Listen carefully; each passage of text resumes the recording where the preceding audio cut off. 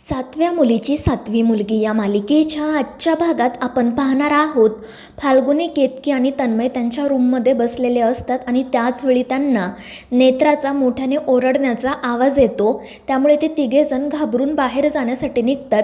पण त्यानंतर केतकी या दोघांना थांबवत म्हणते की आपल्याला बाहेर जाता येणार नाही, आपल्याला अद्वैत आणि इंद्राणी मॅडमने सांगितलं आहे ना. मात्र फाल्गुनी म्हणत असते, पण काकुमा, हा त्या अस्तिकाच्या रूपात असणाऱ्या नेत्राचा आवाज आहे ना, नेमकं काय झाले ते आपल्याला बघायलाच हवं. त्यावर केतकी म्हणते, ठीक आहे, मग मी जाऊन बघते, पण तुम्ही दोघे इथेच थांबा.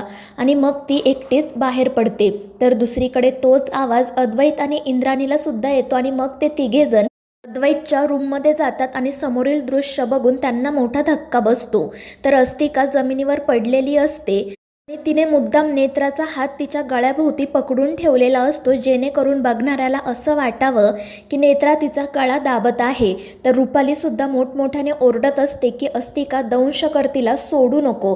आणि हा सगळा प्रकार बघून इंद्राणी, अद्वैत आणि केतकी खूप घाबरतात. नेमकं काय सुरू आहे हे त्यांना कळत नाही. तर रुपाली उगाच नाटक करत नेत्राकडे बघत म्हणत असते की अस्तिका, सोडू नको त्या नेत्राला, दंश कर, तिला मारून टाक, संपव तिचा खेळ. आणि मग त्यानंतर अद्वैत आणि इंद्राणी धावतच त्या ठिकाणी जातात.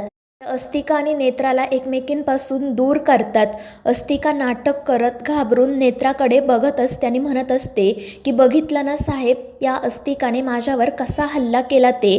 आणि मग तिने जे आरशावरील देवी आईचं चिन्ह पुसलेलं असतं ते सुद्धा अद्वैत, इंद्राणी आणि केतकीला दाखवत म्हणते की हे चिन्हसुद्धा इनेच पुसलं आहे. आणि ते ऐकून नेत्राला तर धक्काच बसतो. ती स्वतःची बाजू मांडण्याचा प्रयत्न करते, पण सगळेच जण तिच्याकडे संशयाने बघत असतात.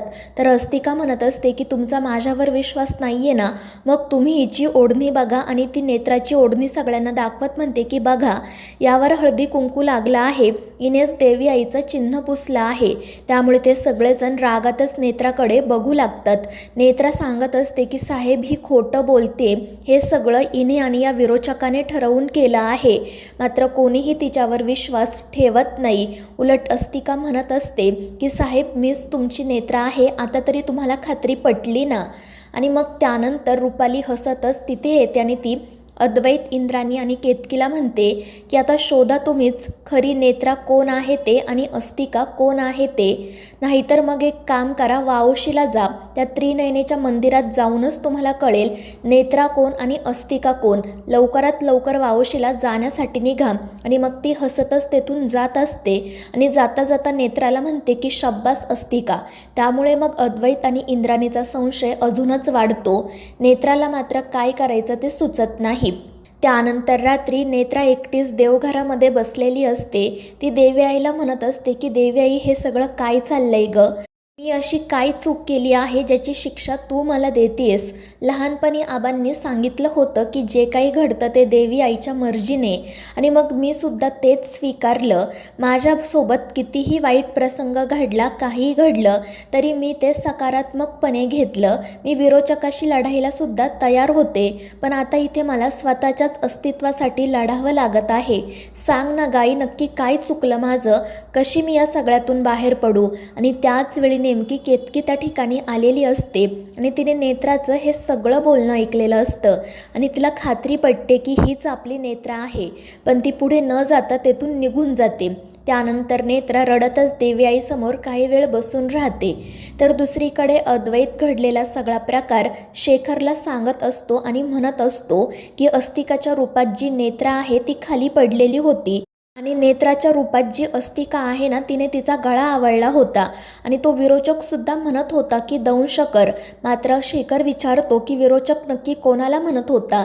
त्यावर अद्वैत म्हणतो, कोणाला म्हणजे काय बाबा? जिने हल्ला केला होता तिलाच, म्हणजे नेत्राच्या रूपातील अस्तिकाला. आणि त्यावर शेखर म्हणतो, पण तुला खरंच खात्री आहे का? आणि त्यावर अद्वैत म्हणतो की जर तुमचा माझ्यावर विश्वास नसेल तर आत्यांना विचारा. आणि मग इंद्राणी सुद्धा सांगते, हो शेखर, अद्वैत जे काही सांगतोय ते खरं आहे. तर अद्वैत शेखरला म्हणत असतो की बाबा, आता तर माझी खात्रीच पटली आहे, जी अस्तिकाच्या रूपात नेत्रा आहे ना, तीच आपली नेत्रा आहे. तर इंद्राणी सुद्धा चुकीचाच विचार करते. तिला असं वाटतं की रुपालीच्या सांगण्यावरूनच नेत्राने आपल्याला सांगितलं असणार की आपण वावोशीला जाऊ, देवी आईच्या मंदिरामध्येच खरं खोटं करू. आणि मग ती सुद्धा शेखर आणि अद्वैतला म्हणते की आता मला सुद्धा असंच वाटत आहे की जी अस्तिकाच्या रूपात आहे ना तीच आपली नेत्रा आहे. आणि मग त्याच वेळी अद्वैतला आबांचा कॉल येतो. ते अद्वैतला विचारतात की तुम्ही आज वावोशीला येणार होता ना. त्यावर अद्वैत सांगतो हो आबा, पण काही कारणांमुळे आम्ही येऊ शकलो नाही आणि माफ करा, तुम्हाला कळवणं माझ्या लक्षात राहिलं नाही. त्यानंतर आबा फोन ठेवून देतात. तर अद्वैत शेखर आणि इंद्राणीला म्हणत असतो की आबा खरंच खूप काळजीत आहेत.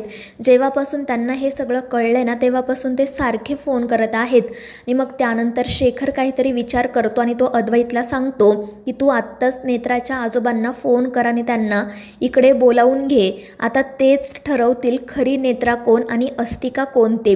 मात्र इंद्राणी म्हणते की आपण त्यांना इकडे का बोलवायचं. त्यावर शेखर म्हणतो कारण ते जास्तीत जास्त काळ नेत्रासोबत राहिले आहेत, त्यांनाच कळेल नेत्रा कोण आहे ते. आणि मग त्यानंतर अद्वैत लगेच आबांना कॉल करून बोलावून घेतो. तर दुसरीकडे रुपाली एकटीच बसलेली असते. तिला सतत आठवत असतं की नेत्रा आपल्याला किती पोटतिडकीने सांगत होती की तुमची काळजी घ्या. मात्र मग त्यानंतर तिला त्या अस्तिकाचं सुद्धा बोलणं आठवतं. ती खूप कन्फ्यूज असते. नेत्रा कोण अस्तिका कोण हे तिला कळत नाही. आणि त्याच वेळी नेत्रा त्या ठिकाणी येते. ती पाणी पिण्यासाठी आलेली असते, पण तिथेच केतकीसुद्धा असते. आणि ती नेत्राकडे अशा पद्धतीने बघत असते जे नेत्राला सहन होत नाही आणि ती पाणी न पिताच तेथून निघून जाते. मात्र त्यानंतर केतकी स्वतः तिच्यासाठी पाणी घेऊन येते. ती नेत्राच्या खांद्यावर हात ठेवत म्हणते की नेत्रा घे पाणी. त्यामुळे मग नेत्रा पाणी पिते. ती केतकीला म्हणत असते की काकू प्लीज तुम्ही तरी माझ्यावर विश्वास ठेवा, मीच तुमची खरी नेत्रा आहे. ती अस्तिका खोटं बोलतीये, मी हात जोडते तुमच्यासमोर. आणि मग केतकी तिचा हात पकडून तिला आतमध्ये घेऊन जाते. तर नेत्रा तिला सांगत असते की मगाशी तुम्ही जेव्हा रूममध्ये आला ना तेव्हा जे काही घडलं तसं आधी घडलं नव्हतं. त्या विरोचकाने आणि अस्तिकाने माझ्यावर हल्ला केला होता. मात्र तुम्ही आल्यानंतर त्यांनी सगळं काही तुम्हाला चुकीच्या पद्धतीने दाखवलं आणि देवी आईचं चिन्हसुद्धा तिने माझी जोडणी घेऊन पुसलं होतं. आणि ते सगळं ऐकून केतकीला खूप राग येतो. तर नेत्रा रडतच म्हणत असते की काकू प्लीज मला मदत करा, मी खूप एकटी पडले आहे. मला माझं अस्तित्व सिद्ध करण्यासाठी कोणाच्या तरी मदतीची गरज लागेल, प्लीज मला मदत करा. मात्र केतकी म्हणत असते की नेत्रा मला खरंच कळत नाही आहे कोण नेत्रा आणि कोण अस्तिका, तू समजून घेशील ना गं मला. त्यावर नेत्रा म्हणते हो. तर केतकी तिला सांगते मी मला जमेल तशी मदत करेल तुला. आणि मग ती तेथून निघून जाते.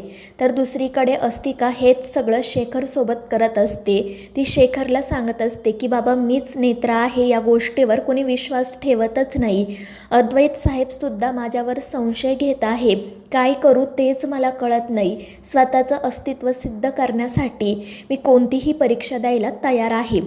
तर मित्रांनो, या मालिकेच्या पुढील भागांमध्ये आपण पाहणार आहोत की रुपाली अस्तिकाला अद्वैतला मारायला सांगते. मात्र नेत्राच अस्तिकाला मारून टाकते आणि त्यानंतर ती रुपालीसमोर देवी आईच्या रूपात प्रकट होते. तर मित्रांनो, या मालिकेच्या पुढील भागांच्या अपडेटसाठी आपल्या चॅनेलला सबस्क्राईब करा.